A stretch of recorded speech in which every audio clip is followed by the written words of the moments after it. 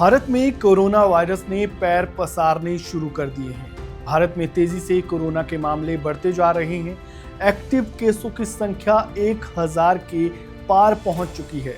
इस बीच अमेरिका से एक चौंकाने वाली खबर भी सामने आई है, जहां कोरोना से हर हफ्ते 350 लोगों को अपनी जान गंवानी पड़ रही है।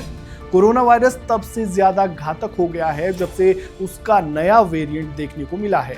इसमें ओमिक्रॉन JN.1, सब वेरिएंट LF.7, सब वेरिएंट NB.1.8.1 सबसे ज्यादा आक्रामक है।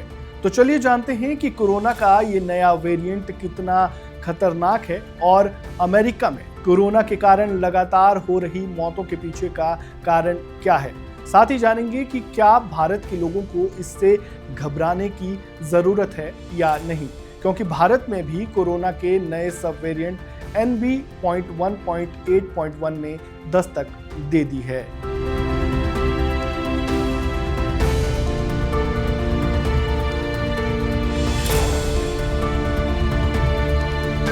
कोरोना वायरस के मामलों में बीते कुछ दिनों से तेजी से बढ़ोतरी देखने को मिली है और ये बढ़ोतरी 19 मई के बाद हुई है।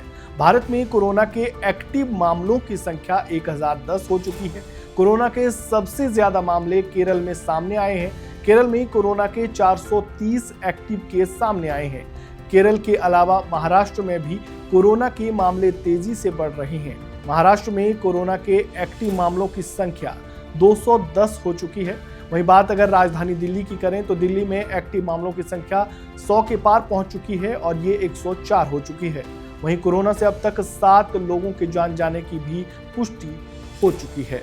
सिंगापुर और अमेरिका में तबाही मचाने के बाद कोरोना वायरस का नया सब वेरिएंट NB.1.8.1 भी भारत पहुंच चुका है। सिंगापुर में स्वास्थ्य अधिकारियों ने बताया कि JN.1 के 2 सब वेरिएंट LF.7 और NB.1.8.1 2/3 से अधिक मामलों के लिए जिम्मेदार है। NB.1.8.1 वेरिएंट की पहचान सबसे पहले चीन में हुई थी। ये ओमिक्रॉन JN.1 का एक सब वेरिएंट है। भारत में इसकी पहचान पहली बार अप्रैल 2025 में तमिलनाडु में हुई थी। विश्व स्वास्थ्य संगठन यानी WHO ने इसे वेरिएंट अंडर मॉनिटरिंग की कैटेगरी में रखा है और इसका मतलब है कि इसे सावधानी से ट्रैक किया जा रहा है, लेकिन अभी तक उन्होंने इसे चिंताजनक वेरिएंट नहीं माना है।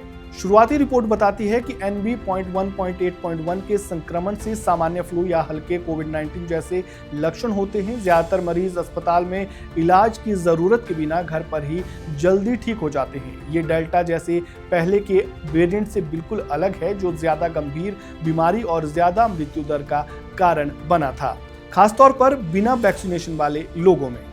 ऐसे में अब सवाल ये उठता है कि अगर कोरोना का ये नया सब वेरिएंट इतना घातक और खतरनाक नहीं है तो अमेरिका में मौत के पीछे की वजह क्या है। Centre for disease control and prevention के मुताबिक हर हफ्ते वहां कोरोना से 350 लोगों की जान जा रही है। इसके मुताबिक अप्रैल 2025 के 4 हफ्तों में औसतन 350 लोगों की जान गई थी, जिसमें से पहले हफ्ते में 406, दूसरे हफ्ते में 353, तीसरे हफ्ते में 368 और चौथे हफ्ते में 306 लोगों की जान चली गई थी। विशेषज्ञों की माने तो अमेरिका कोविड-19 के शुरुआत के मुकाबले काफी बेहतर स्थिति में है। हालांकि मरने वाले लोगों की संख्या बताती है कि संक्रमण अभी भी फैल रहा है और लोगों के लिए घातक साबित हो रहा है। इसके पीछे अपडेटेड वैक्सीन लेने में कमी, इम्यूनिटी की कमजोरी और पर्याप्त लोगों को इलाज न मिल पाना जैसी वजह हो सकती है।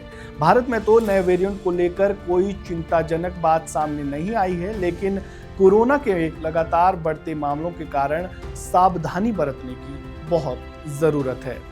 इसलिए सावधानी बरतें और कोविड के नियमों का पालन करें। इस वीडियो में फिलहाल इतना ही। आपको जानकारी कैसी लगी कमेंट बॉक्स में अपनी राय जरूर दें। वीडियो को लाइक करें, शेयर करें, चैनल को सब्सक्राइब करें और खबरों से जुड़े ताज़ा अपडेट के लिए बने रहें वन इंडिया हिंदी के साथ।